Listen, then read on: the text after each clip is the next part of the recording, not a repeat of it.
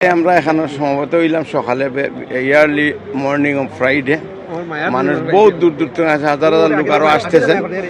এখানে ইউনুস সাহেব আছেন ওই হোটেল, সম্ভবত আমাদের নেতা, বাংলাদেশের কোটি কোটি মানুষের শ্রদ্ধেয় নেতারা সব আসবেন। এই জন্য ওনাকে ওয়েলকাম করার জন্য আমরা বিএনপি যুক্তরাজ্য বিএনপি এখানে আসি। তো ওয়েলকাম হিম, আশা করি উনি ভেরি শর্ট উনি আসে যাবেন। তো আমরা এখানে ওনার জন্য অপেক্ষা করতে আশা করি আজকের যে বইটা এটাকে বাংলাদেশের ভবিষ্যতে এটা এটা এটা রাস্তা দিবে ইউনুস সাহেবকে নিয়ে। তো এখন আমরা বলতে পারছি না, ওই দিনে নাও আর ইনশাল্লাহ এটা রেজাল্ট আপনারা পাবেন, ধৈর্য ধরেন ইনশাল্লাহ। আর আমাদের যারা আছেন আজকের এই মর্নিং ইয়ারলি মর্নিংয়ে ফ্রাইডে যারা আছে তাদেরকে অশেষ ধন্যবাদ। বাংলাদেশের মানুষের দাবি ছিল দ্রুত সম্ভব নির্বাচন দেওয়া।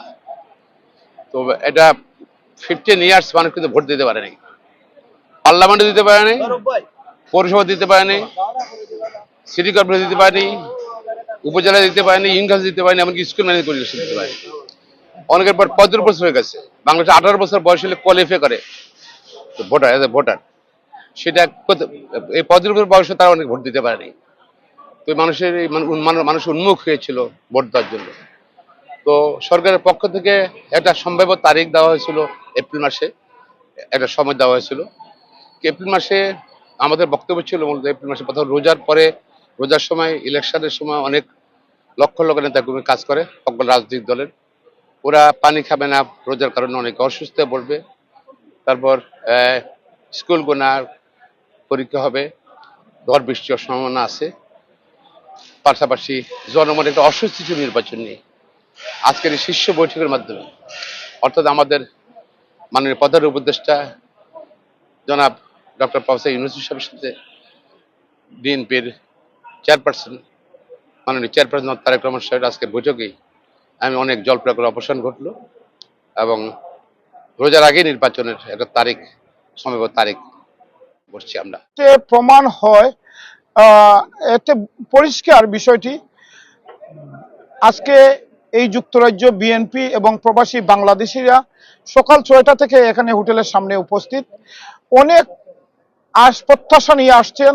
তারা এসেছিলেন আগামীর বাংলাদেশ কিভাবে হবে, বাংলাদেশের সর্ববৃহত্তর রাজনৈতিক দল বাংলাদেশ জাতীয়তাবাদী দলের ভারপ্রাপ্ত চেয়ারম্যান মহোদয়ের সাথে অন্তর্বর্তীকালীন সরকারের প্রধান সাহেবের যে মিটিং, এই মিটিং নিয়ে যে আলোচনার ব্রিফিং আপনারা পেয়েছেন। আমি মনে করি আমরা দেশে বিদেশে সকল বাংলাদেশিরা যে প্রত্যাশা ছিলেন সেই প্রত্যাশা এই মিটিং এর মাধ্যমে পূরণ হয়েছে আমি মনে করি। আলহামদুলিল্লাহ, যেভাবে এই মিটিংটি সুন্দরভাবে এক ঐক্যমত্যের ভিত্তিতে মিটিংটা শেষ হয়েছে, আশা করি ইলেকশনও একইভাবে হবে ইনশাল্লাহ। রমজানের আগে হবে, এটা তো আপনারা ব্রিফিং এর মধ্যেই পেয়েছেন, এটা আমাকে বলার দরকার নেই। আপনারা ব্রিফিং থেকে আপনারা ব্রিফিং এ ছিলেন আপনারা।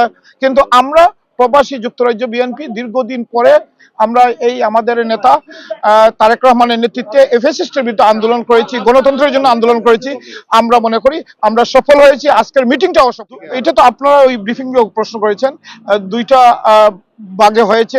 তবে 1-to-1 মিটিং মোর দেন 1 ঘন্টা 1.5 ঘন্টার মতো 1-to-1 মিটিং হয়েছে। আজকের এই ঐতিহাসিক দিন আমি মনে করি তারেক রহমান এবং ডক্টর ইউনূসের মধ্যে যে বৈঠকটা হয়েছে, এই বৈঠকের মাধ্যমে বাংলাদেশের যে অশান্ত পরিবেশ কিছুটা হলেও শান্ত হবে এবং আগামী দিনে গণতন্ত্রের পথে বাংলাদেশের যাত্রা নতুনভাবে শুরু হয়েছে। আমি মনে করি জাতি এখন এই মিটিংয়ের মাধ্যমে ঐক্যবদ্ধ হয়েছে এবং আগামী একটি সুন্দর জাতীয় নির্বাচন অনুষ্ঠানের পথে আর কোনো বাধা রইল না মনে করা যাচ্ছে।